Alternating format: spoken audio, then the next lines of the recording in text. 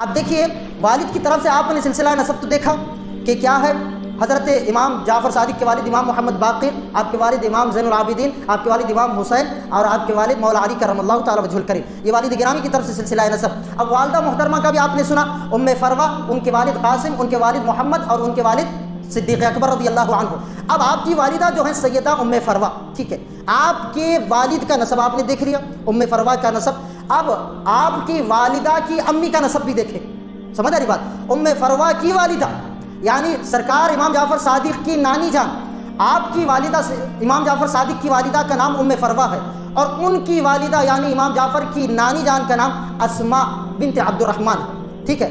اور اسماء کے والد کا نام جو ہے وہ عبد الرحمن ہے، اور عبد الرحمن بھی بیٹے صدیق اکبر کے ہیں. بولیے سبحان اللہ. بات سمجھ میں آ رہی ہے؟ یعنی آپ کی والدہ ام فروہ جو ہیں وہ صدیق اکبر کی پڑ پوتی بھی ہے، اور ادھر سے دیکھا جائے تو پر نواسی بھی ہے. یعنی ام فروہ کے دادا اور نانا عبد الرحمن اور محمد دونوں آپس میں سگے بھائی ہیں، اور عبد الرحمن اور محمد دونوں بیٹے ہیں صدیق اکبر کے. بولیے سبحان اللہ. بات سمجھ میں آ رہی ہے؟ یعنی آپ کی والدہ دو واسطوں سے صدیق اکبر کی پوتی ہوئی، پر پوتی ہوئی. تو اس نسبت کی لاج رکھتے ہوئے اور اس نسبت پر ناز کرتے ہوئے امام جعفر صادق فرماتے ہیں کہ صدیق اکبر نے مجھے 2 مرتبہ جنا ہے. مجھے کیا ہے بولیے؟ 2 مرتبہ جنا ہے. اور آپ بڑے پیار سے کئی مرتبہ آپ نے یہ جملے ارشاد فرمائے کہ کل صبح قیامت کے دن میرے دادا مولا کائنات کی طرف سے مجھے 1 مرتبہ بلایا جائے گا، اور میرے نانا صدیق اکبر کی جانب سے مجھے 2 مرتبہ بلایا جائے گا، 2 مرتبہ بلایا جائے گا. اور آپ فرماتے ہیں کہ مولا کائنات میرے دادا کی 1 مرتبہ شفاعت مجھے ملے گی، اور میرے نانا صدیق اکبر کی 2ہری شفاعت مجھے نصیب ہوگی. یہ آپ کا شجرہ نسب جو والد کی طرف سے 1 مرتبہ مولا کائنات سے جا ملتا ہے، اور والدہ محترمہ کی جانب سے 2ہری نسبت آپ کو سرکار صدیق اکبر رضی اللہ عنہ سے حاصل ہے. اور اسی طرح سلسلہ طریق بھی، جو شجرہ طریق ہے نا، طریقت کا جو سلسلہ ہوتا ہے وہ بھی سیم اسی طرح ہے، وہ بھی سیم اسی طرح ہے. وہ کیسے ہے؟ مولا کائنات علی مرتضیٰ کرم اللہ تعالی وجہ الکریم کے مرید اور خلیفہ جو ہوئے وہ حضرت امام حسن مجتبیٰ ہوئے، پھر ان کے مرید جو ہوئے حضرت امام حسین مرتضیٰ، پھر آپ سے جس نے بیعت و ارادت کی وہ امام زین العابدین ہیں، پھر آپ کے مرید و خلیفہ امام محمد باقر ہیں، پھر آپ کے مرید و خلیفہ کون ہیں؟ امام محمد جعفر صادق رضی اللہ عنہ. یہ والد کی طرف سے سلسلہ طریق ہے. اب اسی طرح دوسرا جو سلسلہ طریق ہے وہ بھی صدیق اکبر کو جا ملتا ہے. بولیے سبحان اللہ. توجہ میری طرف. وہ بھی حضرت سرکار سیدنا صدیق اکبر کے مرید اور خلیفہ ہوئے ہیں حضرت سیدنا سلمان فارسی رضی اللہ عنہ، صحابی رسول ہیں. اور آپ کے دست حق پرست پر جس نے بیعت کی وہ حضرت امام قاسم بن محمد ہیں.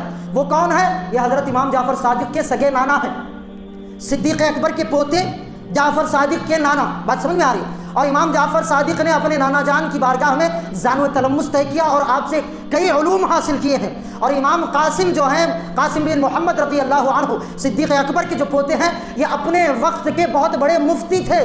مدینہ منورہ کے بڑے مفتیوں میں، علماء میں ان کا شمار ہوا کرتا تھا، اور فتویٰ انہی سے لیا جاتا تھا. تو آپ جو ہیں حضرت امام جعفر صادق کے نانا بھی ہیں اور پیر و مرشد بھی ہیں.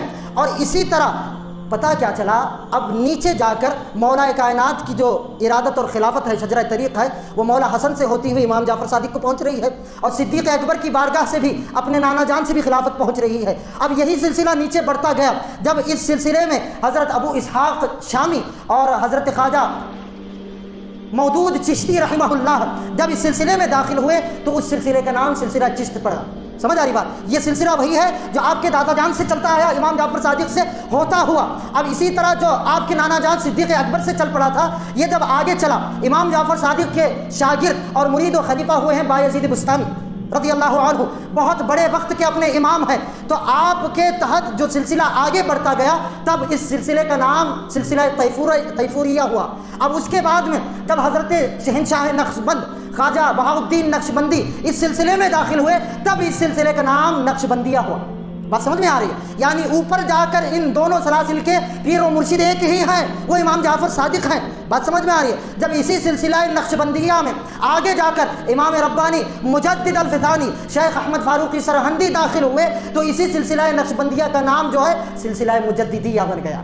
بات سمجھ آ رہی؟ بولیے سبحان اللہ۔ تو یہ سلسلہ طریق ہے جس کے بانی بھی امام جعفر صادق رضی اللہ عنہ ہے۔ ارے عزیزان گرامی قدر، پتہ کیا چلا، یہ بعد میں ان سلسلوں کے نام بدلتے گئے ہیں، لیکن امام جعفر صادق کے دور میں اگر دیکھا جائے تو مولا علی سے جو سلسلہ آ رہا ہے وہ سلسلہ حیدریہ ہے، اور صدیق اکبر سے جو سلسلہ آ رہا ہے وہ سلسلہ صدیقیہ ہے۔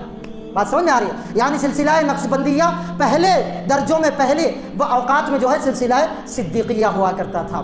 سبحان اللہ۔ تو یہ سلسلہ نسب اور سلسلہ طریقت میں دونوں میں مولا کائنات سے جا جڑتے ہیں اور صدیق اکبر سے جا ملتے ہیں۔